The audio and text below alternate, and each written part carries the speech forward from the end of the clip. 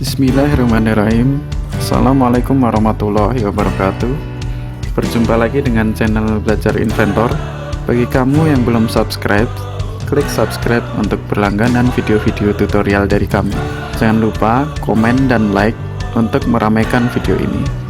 Pada pertemuan ketiga kali ini, kita akan belajar mengenai unit satuan, kemudian bedanya dua dimensi skate dengan 3D skate, kemudian trim, extend, split, dan juga fungsi-fungsi constraint.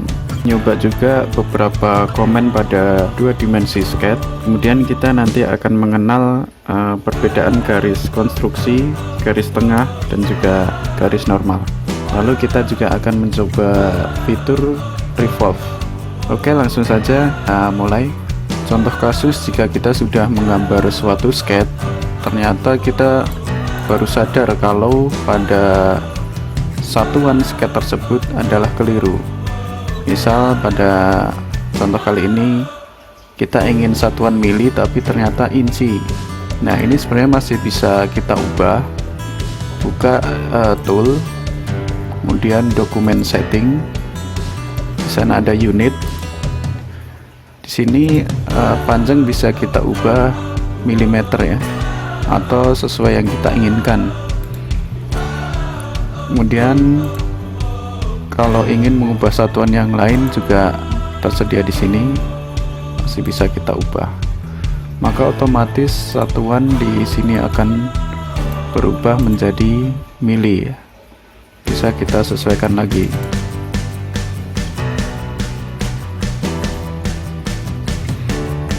Seperti itu. Selanjutnya saya akan menjelaskan apa perbedaan dari dua dimensi skate dengan tiga dimensi skate. Pada dua dimensi skate, kita menggambar pada suatu bidang datar yang melibatkan dua aksis. Pada contoh gambar ini kita memakai aksis X dan Z ya, melibatkan dua aksis. Sedangkan untuk 3D skate melibatkan tiga aksis X, Y, dan Z.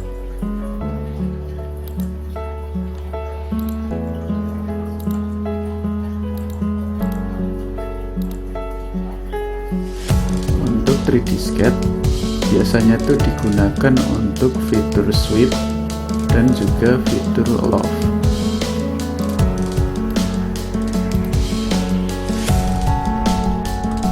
Ini akan coba saya kasih salah satu contoh ya. Kita menggunakan fitur sweep,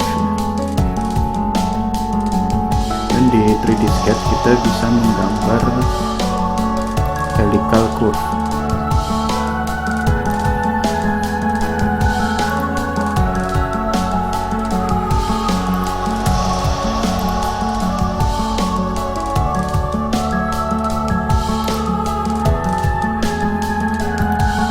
Lihat skate di sini melibatkan tiga garis sumbu ya, garis sumbu. Kita gunakan fitur sweep. Oke, bisa kita lihat bentuknya seperti ini ya. Fitur sweep membuat suatu bidang mengikuti suatu path atau garis, membentuk suatu gambar tiga dimensi seperti pair ya. Selanjutnya kita bikin file baru lagi, klik line, kita mencoba bikin garis ya. Line ini jika kita klik terus menerus maka line-nya akan nyambung ya. Tapi jika kita ingin bikin line tapi potong-potong, itu bisa kita klik kanan lalu restart ya, maka dia membuat garis lagi tapi nggak nyambung dengan garis yang awal. Bisa kita klik kanan kemudian restart, atau bisa juga klik enter, nah dia bikin garis yang lain lagi nggak nyambung dengan yang awal, seperti ini ya.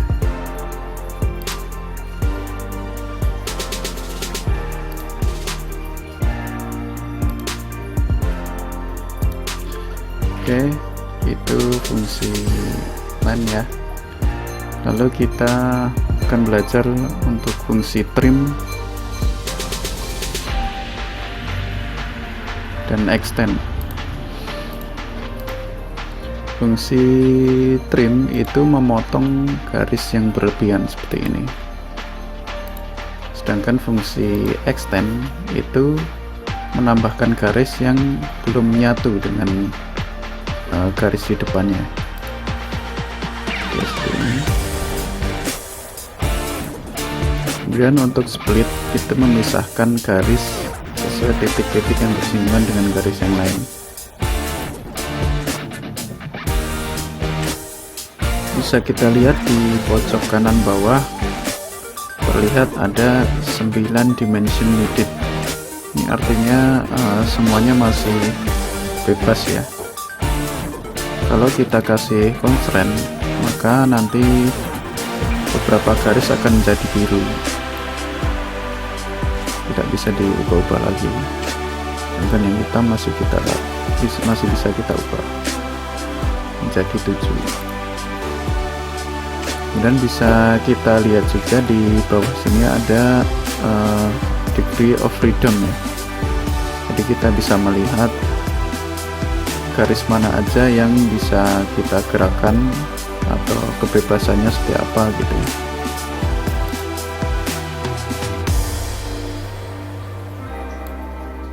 Seperti ini.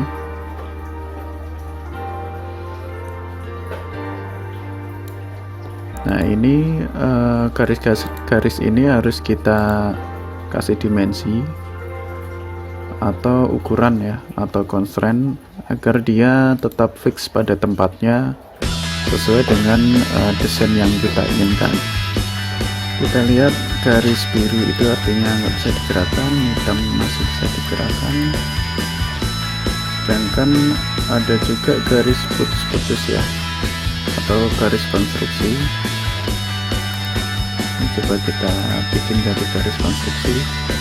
Garis konstruksi ini fungsinya adalah menghilangkan garis yang ada dari pembacaan extrude atau revolve. Jadi otomatis dia tidak membaca garis putus-putus tersebut.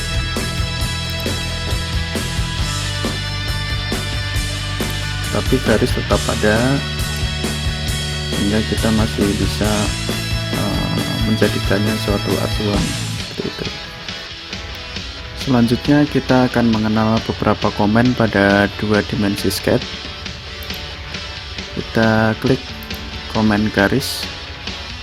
Kita coba ya bikin seperti contoh pada gambar di sini. Lalu klik tahan.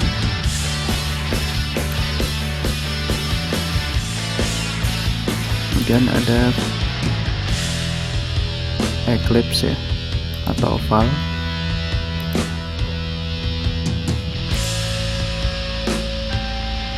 Kemudian ada lingkaran,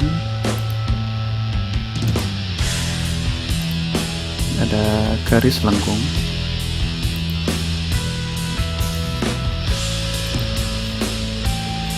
ada kotak, kemudian ada hexagon. Hexagon ini bisa kita tentukan ya, jumlah sisinya berapa, bisa 8, bisa 6, bisa 5, sesuai yang kita inginkan ya. Dan ada opsi titik yang kita klik itu di sudut atau di sisi gitu.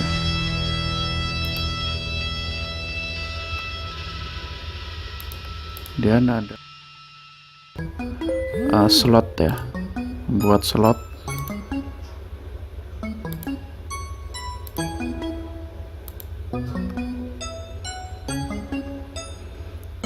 Kemudian ada point.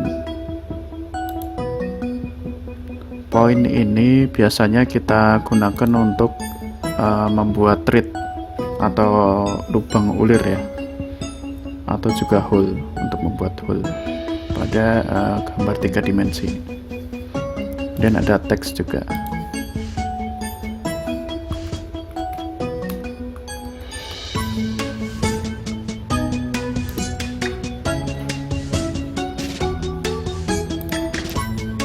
Oke, silahkan dicoba untuk membuat.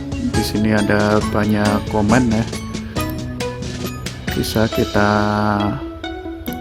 coba satu persatu untuk mengenal ya. Selanjutnya kita belajar macam-macam constraint. Di sini ada constraint titik. Titik ini menyatukan dua titik terpisah ya. Bisa dilihat di gambar. Juga bisa membuat suatu titik itu segaris dengan garis tertentu. Kemudian ada constraint untuk garis lurus ya. Ini membuat dua garis terpisah itu menjadi segaris. Kemudian ada juga constraint yang membuat menjadi sejajar. Ada constraint yang membuat menjadi siku. Kemudian ada constraint yang horizontal. Horizontal ini membuat suatu garis yang misalkan miring ya, itu menjadi horizontal seperti ini.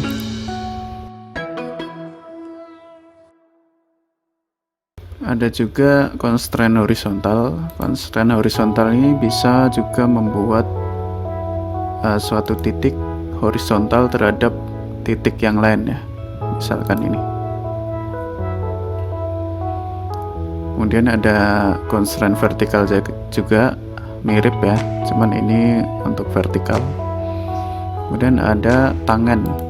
Ini membuat suatu garis itu menjadi tegak lurus terhadap garis jari-jari seperti ini.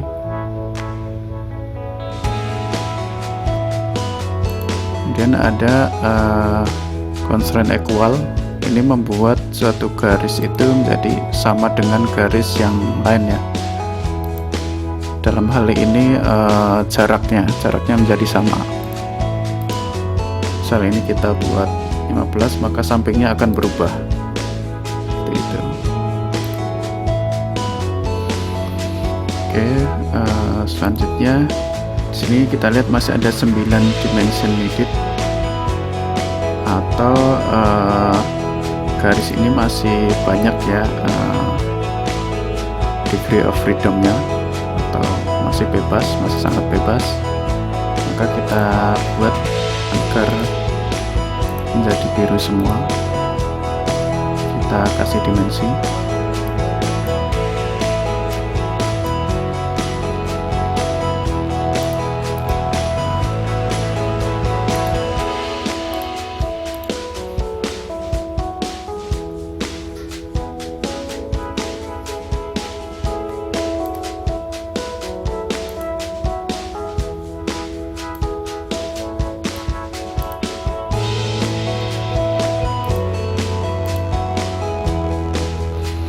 Jika kita memberi dimensi dan kemudian ada suatu constraint atau suatu yang lain yang crash ya, maka muncul peringatan seperti ini. Jika kita oke, maka dia hanya bisa mengikuti perubahan yang kita buat di dimensi yang lain gitu ya. Jadi ini bukan dimensi yang independen, tapi mengikuti perubahan pada dimensi yang lain.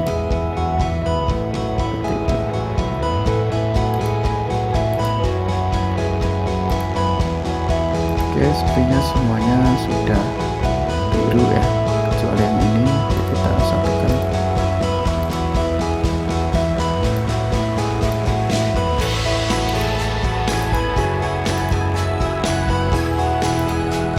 Oke, semuanya sudah fully constraint. Dan saya ingin mengenalkan juga, tadi sudah dijelaskan ada garis konstruksi ya, garis yang diabaikan oleh fitur 3D. Kemudian ada juga garis center ya, garis tengah. garis tengah ini fungsinya adalah untuk revolve. Jika kita menggunakan fitur revolve, maka dia akan menjadi garis tengahnya secara otomatis. Dan juga bila kita mengasih dimensi, dia otomatis dimensinya adalah diameter ya. Untuk lebih jelasnya coba kita klik revolve.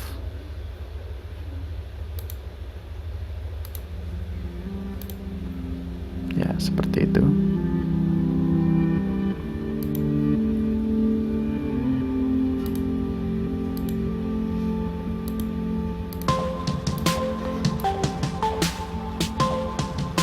Ya, jika kita revolve seperti itu ya. Oke, mari kita coba garis senternya kita ubah. Garis senternya coba kita geser di sebelah sini ya.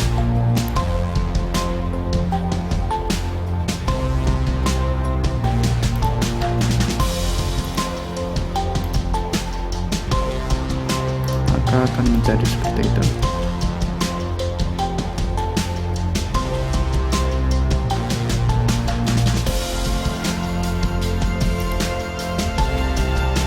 Kita kasih dimensi 30, ini akan menjadi diameter lubangnya. Shortcutnya revolve adalah R.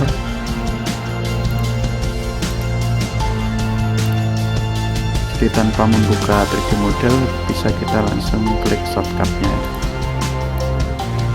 seperti ini.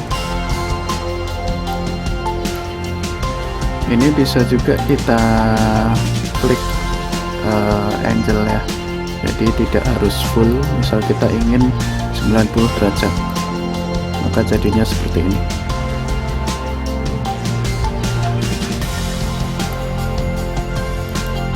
Terima kasih telah mengikuti video tutorial belajar Inventor. Saya cukupkan sekian untuk pertemuan kali ini. Jika kamu suka video ini, klik like, comment, subscribe, dan jangan lupa klik tanda lonceng untuk mengikuti atau mendapatkan video selanjutnya. Apabila ada salah, mohon maaf. Sekian, wassalamualaikum warahmatullahi wabarakatuh.